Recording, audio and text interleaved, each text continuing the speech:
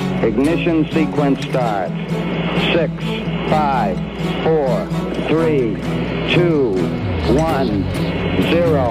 Liftoff. We have a liftoff.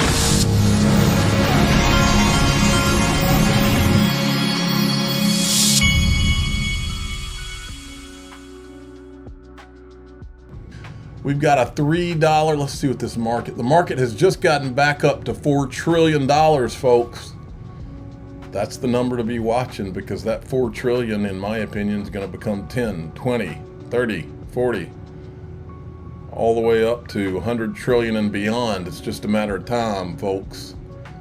XRP is trending, by the way. It should be trending. XRP was liberated last week, and today Trump announced that he's liberating Washington, D.C. It's right there, trying to clean up the streets of D.C. XRP is currently retesting the upper resistance line of the flag as support. If this holds $4, XRP is next stop. You got to see this, folks. We're watching Bitcoin Maxi after Bitcoin Maxi, and it's finally starting to dawn on them that Ripple has been playing chess and everybody else is playing checkers. Checkmate. Checkmate. XRP checkmate. So Ripple all these guys, when they talk, they focus on RLUSD, and the whole narrative is that somehow XRP failed and all this, and that's not the focus. That's pure silliness, folks. Don't forget, XRP's brand is burned on every single transaction of RLUSD and any other token that's built on the XRP ledger. So lock in. These guys don't totally get it yet, but they're starting acquired a company called RailPay for $200 million. So Rail was one of the largest players in stablecoin for cross-border in business-to-business payments. I think they say that there's more than $3.6 billion of B2B payments moving through their pipes annually and growing very, very rapidly.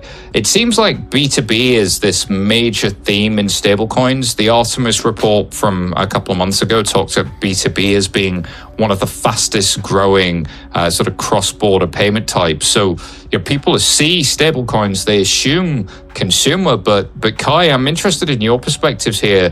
B2B has always been a bit of a difficult one. Is this more in the SWIFT territory than in the consumer territory? And what are your reactions to this announcement? Yeah, the first thing that comes to mind with this announcement is it seems like there's this broader trend of the convergence of stablecoin issuance and orchestration, where we've seen Circle started as a stablecoin issuer with USDC. Now they have the Circle payment network, and so they're getting more into orchestration. Bridge started as an orchestration provider. Now there's USDB. Bridge is starting to issue stablecoins.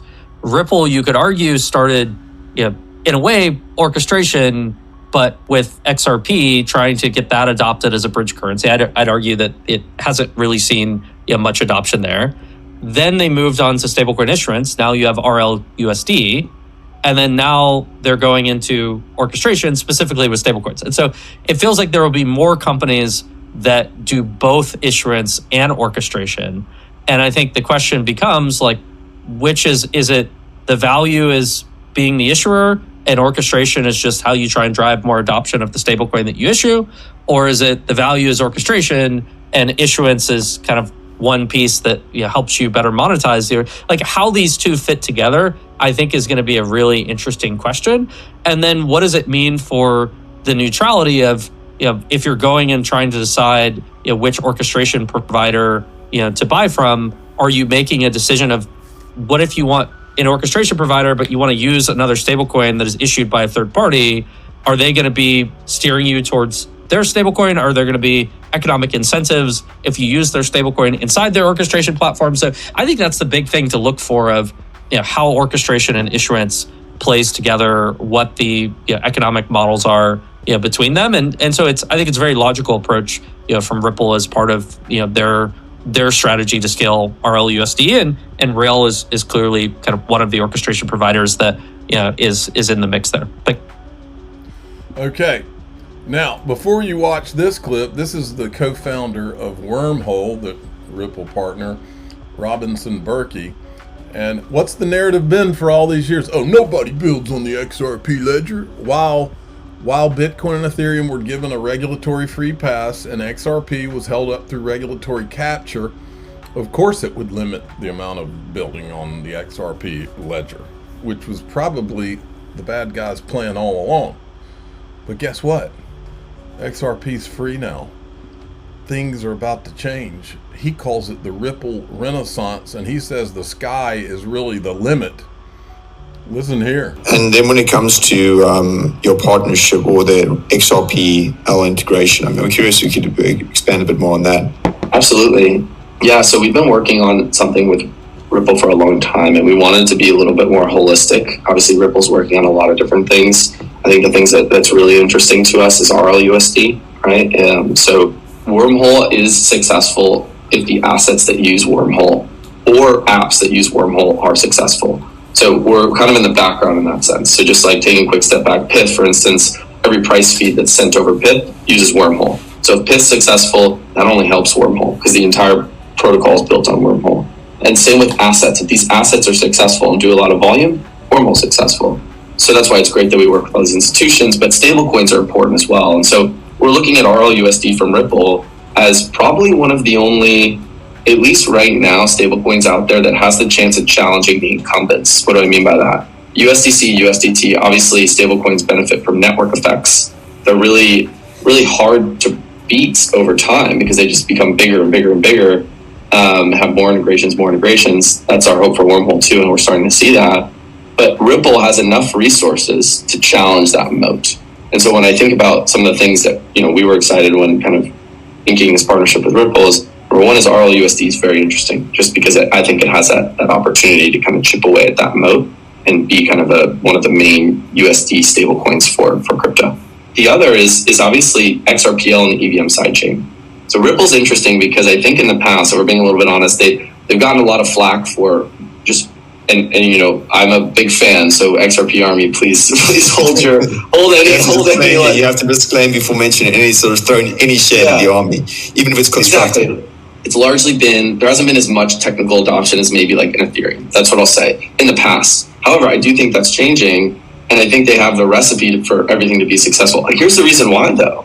XRPL, if you're an infrastructure provider, asset issuer, app builder in crypto, if you are not SVM, EVM, and now Move, I would say, it is very hard to build on a net new ecosystem. Like there's really was no before their EVM sidechain, like easy, well-known, well-adopted, like kind of virtual machine way to build right on XRPL. And so that prevented a lot of builders on XRPL for quite some time. However, I think that enough time has gone by, they have enough Lindy effect that people are starting to integrate into XRPL and figure it out, and they're doing a lot of builder programs to help with this. And then also now they have, of course, the EVM sidechain with those being interoperable too. But I think that we're starting to see a shift in XRPL is what I'm saying. And so I kind of see this as like Ripple's renaissance from like a on-chain adoption standpoint, not the actual token, because the tokens had such good adoption. They have so much resources that people are starting to connect to XRPL. And once that ecosystem is connected and builders feel more comfortable building on it, I think sky is really the limit there. And so we're excited to be built. We're connecting to the XRPL. We're connecting to the EVM sidechain. We're working with some of their assets as well. So we're going to help make Ripple just more connected to everything on chain, and that work is ongoing. And so we're really excited about it. I think that, again, they've got a lot of resources to be successful. Obviously, with the purchase of Hidden Road and the tokenization platform, we're kind of key to a lot of that stuff when it comes to tokenization too. So again, I'll say, I think it is it's Ripple's renaissance moment right now. I think their tech is kind of opening up to everything else on crypto. And that is a net positive in my opinion. Some people would say we don't need the tech to be open, but it's kind of like the free trade argument. It benefits to have everything be more open, and also they're just getting more adoption for people building on it, not necessarily connecting and taking volume away. I think volume is going to flow in, not the other way around. Yeah, it's crazy. The stablecoin race is really heating up. And I think given Ripple itself, the company, they got they applied for banking charter as well. So I think that could potentially happen on the regulatory side. Genius Act. So it's really exciting to see.